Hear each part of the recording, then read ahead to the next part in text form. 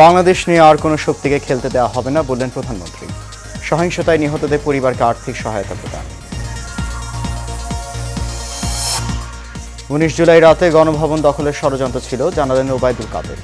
Doctor ইউনূসের উস্কানিতে বিবৃতি দিচ্ছে বিদেশি সম্প্রদায়। এবং 10 দিন পর চালু হলো মোবাইল ইন্টারনেট, বন্ধই থাকছে ফেসবুক, হোয়াটসঅ্যাপ, টিকটক, জানালেন টেলিযোগাযোগ প্রতিমন্ত্রী।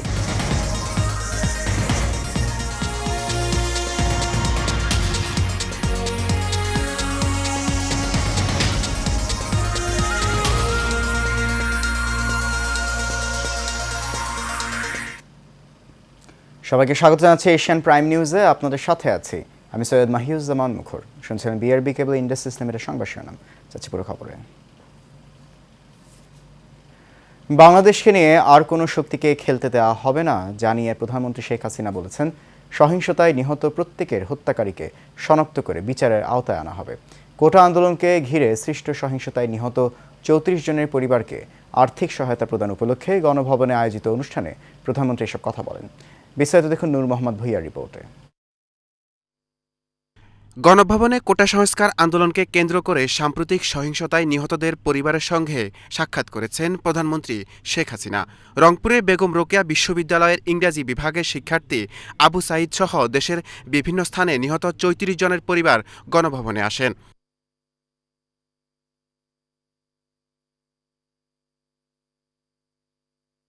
প্রধানমন্ত্রী নিহত স্বজনদের সঙ্গে কথা বলেন, তাদের খোঁজ খবর নেন। অনেকে প্রধানমন্ত্রীকে জড়িয়ে ধরে কান্নায় ভেঙে পড়েন। এ সময় আবেগে আপ্লুত প্রধানমন্ত্রী শেখ হাসিনাকে অশ্রুসজল হতে দেখা যায়। প্রধানমন্ত্রী তাদের সান্ত্বনা দেওয়ার চেষ্টা করেন। এ সময় গণভবনের ব্যাংকয়েট হলে এক হৃদয় বিদায়ক পরিবেশ সৃষ্টি হয়। অশ্রুসজল চোখে প্রধানমন্ত্রী নিহতদের পরিবারের সদস্যদের সান্ত্বনা দেন। আমি তো বুঝি আপনাদের ভেতরে আমাদের প্রতিনিয়ত এই বাপ মা ভাই বউ এদের হারানোর ব্যথা নিয়ে আমাদের চলতে হয়। এমনকি লাশটাও তো দেখতে পারিনি, কাফন দাফনটাও তো করতে পারিনি, দেশেও ফিরতে পারিনি। 6 বছর আসতে দেয়নি আমাকে। তবে যখন আসছি সারা বাংলাদেশ ঘুরছি, চেয়েছি এই দেশের মানুষের জন্য একটু, কারণ আমার বাবা বলতেন দুঃখী মানুষের মুখে হাসি ফোটাও। আমি সেই চেষ্টাই করে যাচ্ছিলাম, কিন্তু এই যে বারবার যে এই ধরনের ঘটনা ঘটাবে, এই সন্ত্রাসী ঘটনা ঘটাবে, এটা তো কাম্য না। আর মানুষ কি দোষ করলো যেভাবে মানুষ খুন করতে হবে? বাংলাদেশকে নিয়ে কাউকে খেলতে দেওয়া হবে না জানিয়ে সরকার প্রধান বলেন, হত্যাকাণ্ডের সাথে জড়িতদের খুঁজে খুঁজে বের করে তাদের শাস্তি নিশ্চিত করা হবে। আর আমার চেষ্টা থাকবে যারা এই খুনের সঙ্গে জড়িত খুঁজে খুঁজে বের করে তারা অবশ্যই যেন শাস্তি পায়, সেটাই আমার প্রচেষ্টা থাকবে। সেটাই আমি করবো। আপনাদেরও সাহায্য চাই, কারণ আপনাদের কাছেও সাহায্য, যদি আপনারা কিছু জানেন আমাদের জানাবেন। কারণ এইভাবে বারবার বাংলাদেশটাকে নিয়ে খেলা, এটা আর হতে দেওয়া যায় না। কাজে আমি আপনাদেরই সাহায্য চাই।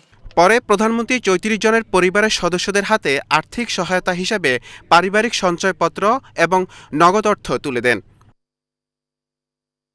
নূর মোহাম্মদ ভূঁইয়া, এশিয়ান টেলিভিশন, ঢাকা।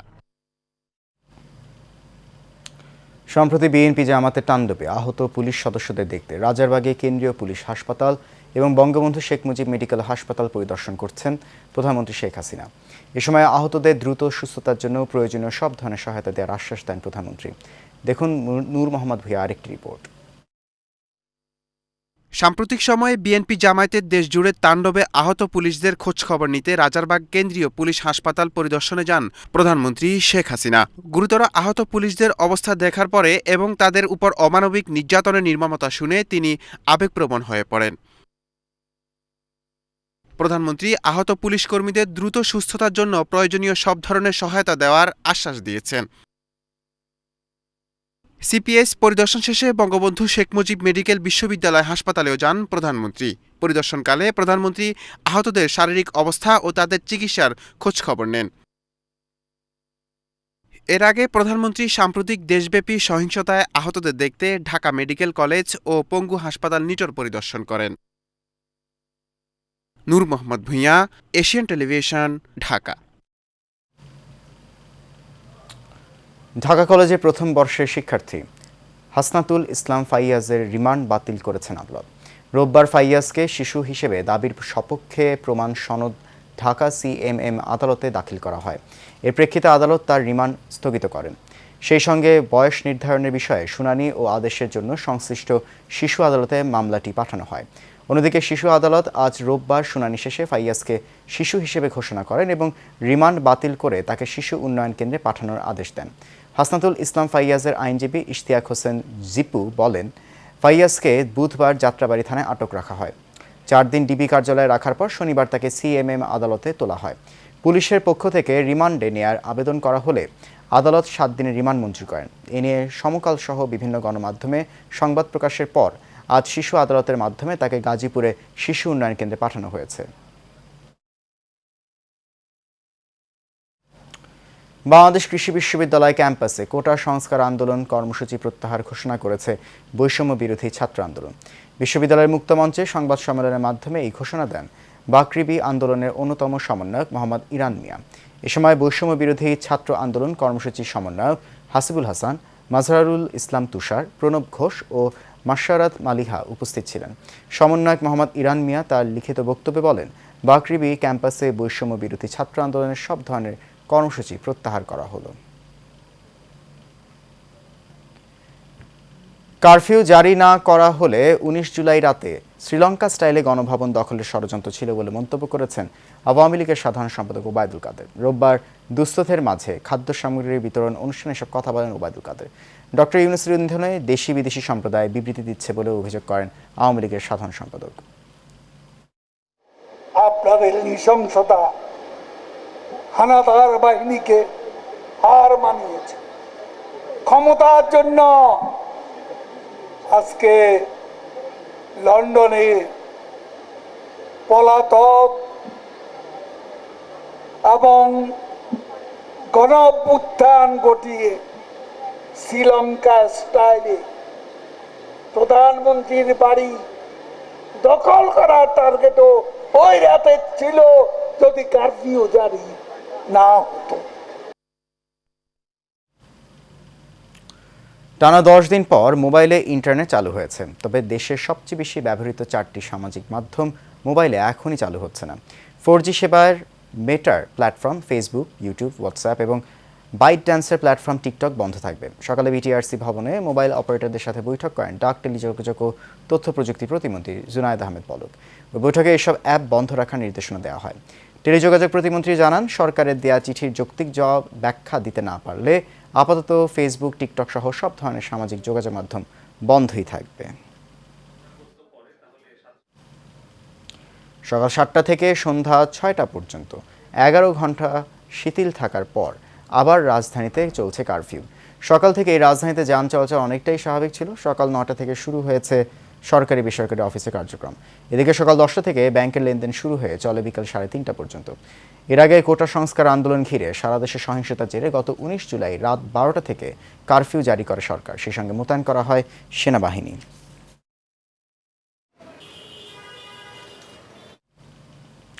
দেশের পরিস্থিতি স্বাভাবিক অবস্থায় নিয়ে আসে রাষ্ট্রপতি মোহাম্মদ শাহাবুদ্দিন, প্রধানমন্ত্রী শেখ হাসিনা ও সেনাপ্রধান জেনারেল ওয়াকারুজ্জামান, নৌ ও বিমান বাহিনী প্রধান, পুলিশ মহাপরিদর্শক ও র্যাবের ডিজিকে ধন্যবাদ জানিয়েছেন বঙ্গবন্ধু সৈনিক লীগের কেন্দ্রীয় কমিটির সভাপতি এবং এশিয়ান টেলিভিশন এশিয়ান গ্রুপের চেয়ারম্যান বীর মুক্তিযোদ্ধা আলহাজ হারুন রশিদ সিআইপি। রহমান রাহিম, জামাত, বিএনপি, শিবির যেভাবে দেশকে ধ্বংসের পথে নেওয়ার চেষ্টা করছিল, কী যে অবস্থা করছিল এটা বলার মতন নয়। মানুষ যেই ক্ষতি হয়েছে আমার মনে কয়েক হাজার কোটি টাকা। যাই হোক, মাননীয় প্রধানমন্ত্রীকে জানাই ধন্যবাদ। আপনি যোগ্য সময় মতন আপনি সিদ্ধান্ত নিয়েছেন। সিদ্ধান্তের জন্য আমি হারুন এশিয়ান টিভির পক্ষ থেকে জানাই ধন্যবাদ। এবং জানাই ধন্যবাদ বাংলাদেশ সেনাবাহিনীর প্রধানকে, পুলিশ প্রধান, আনসার প্রধান, র্যাব প্রধান সকলকে জানাই আন্তরিক এশিয়ান টিভির পক্ষ থেকে ধন্যবাদ জানাই। আল্লাহর কাছে দোয়া করি, আল্লাহ মানুষকে তুমি শান্তি দিও, আর মাননীয় প্রধানমন্ত্রীকে সুস্থ রেখো, ভালো রেখো, এবং সেনাবাহিনীর সকল সেনাবাহিনীকে জানাই আন্তরিক অভিনন্দন, এবং প্রশাসনের যত প্রশাসন আছে তাদের জানাই অভিনন্দন। খোদা হাফেজ। খোদা হাফেজ। জয় বাংলা, জয় বঙ্গবন্ধু।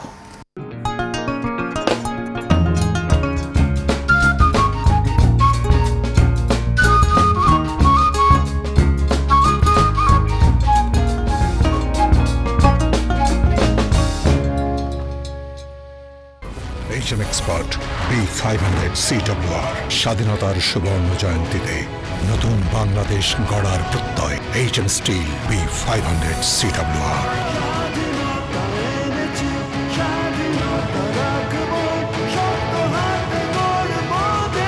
HM Steel। রেলপথ মন্ত্রণালয় সম্পর্কিত সংসদীয় স্থায়ী কমিটির সভাপতি ABM ফজলে করিম চৌধুরী এমপির উদ্যোগে চট্টগ্রামের রাউজানে একদিনে 1,80,000 গাছের চারা রোপণ করা হয়েছে। উপজেলার 14টি ইউনিয়ন ও একটি পৌরসভায় 60 প্রজাতির এই গাছের চারা রোপণ করা হচ্ছে। এ সময় উপস্থিত ছিলেন রাউজান উপজেলা চেয়ারম্যান এহসানুল হায়দার চৌধুরী বাবুল, পৌরসভার মেয়র জমির উদ্দিন পারভেজ, রাউজান উপজেলা নির্বাহী কর্মকর্তা অঙ্গেজাই মার্মা সহ স্থানীয় আওয়ামী লীগের নেতাকর্মীরা।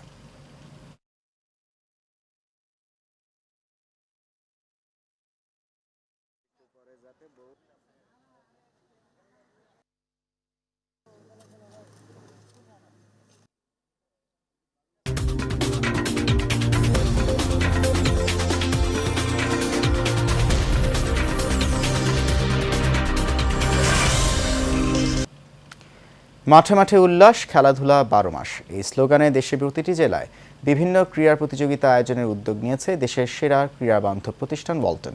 এরই ধারাবাহিকতায় ওয়ালটনের পৃষ্ঠপোষকতায় কুষ্টিয়ার দৌলতপুরে অনুষ্ঠিত হয়েছে দিনব্যাপী এক ফুটবল টুর্নামেন্ট। কুষ্টিয়ার দৌলতপুর উপজেলার হোসেনাবাদ মাধ্যমিক বিদ্যালয় ফুটবল মাঠে দিনব্যাপী এই ফুটবল টুর্নামেন্টের আয়োজন করে ওয়ালটনের পরিবেশক প্রতিষ্ঠান শাফিম ইলেকট্রনিক্স। পুরস্কার বিতরণী অনুষ্ঠানের প্রধান অতিথি হিসেবে উপস্থিত ছিলেন কুষ্টিয়া 1 আসনের সংসদ সদস্য রেজাউল হক চৌধুরী এবং বিশেষ অতিথি হিসেবে উপস্থিত ছিলেন হোসেনাবাদ মাধ্যমিক বিদ্যালয়ের সভাপতি Sardar Abdul Khalek, Bangladesh football federation technical ডিপার্টমেন্টের অ্যাডমিনিস্ট্রেটর মাহবুব আলম পৌলো উপস্থিত ছিলেন।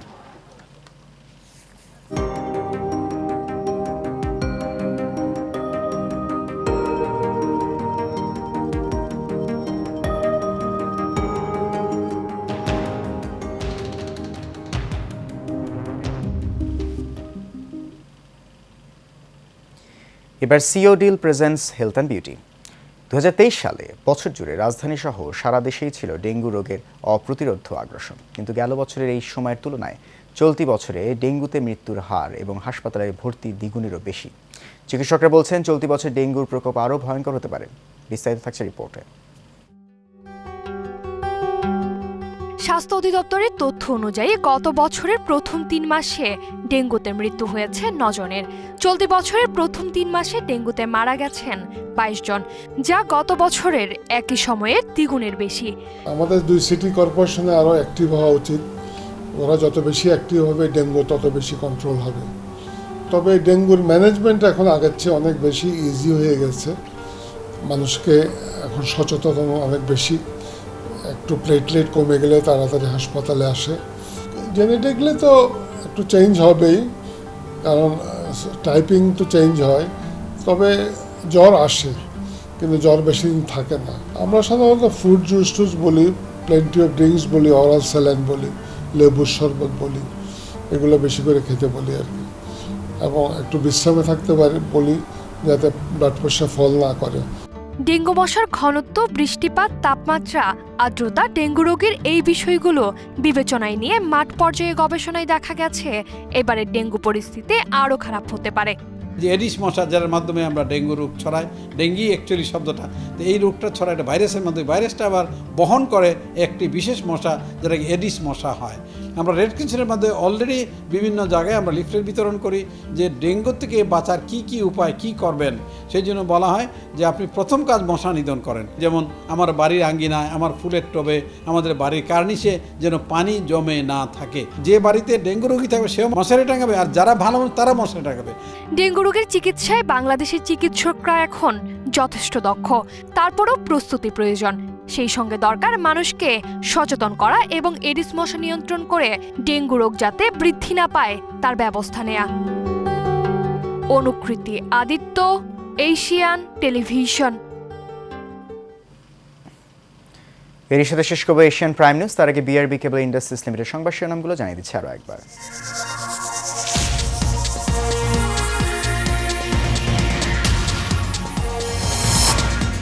বাংলাদেশ নিয়ে আর কোনো শক্তিকে খেলতে দেওয়া হবে না বললেন প্রধানমন্ত্রী।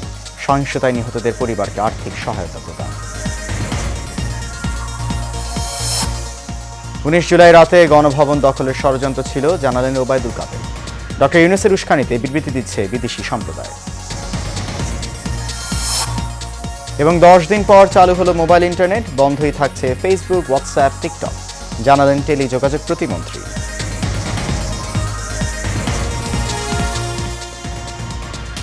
এশিয়ান প্রাইম নিউজ এ পর্যন্তই। আমাদের পরবর্তী আয়োজন দেখার আমন্ত্রণ রইল। এতক্ষণ সঙ্গে থাকার জন্য অনেক ধন্যবাদ সবাইকে। শুভরাত্রি।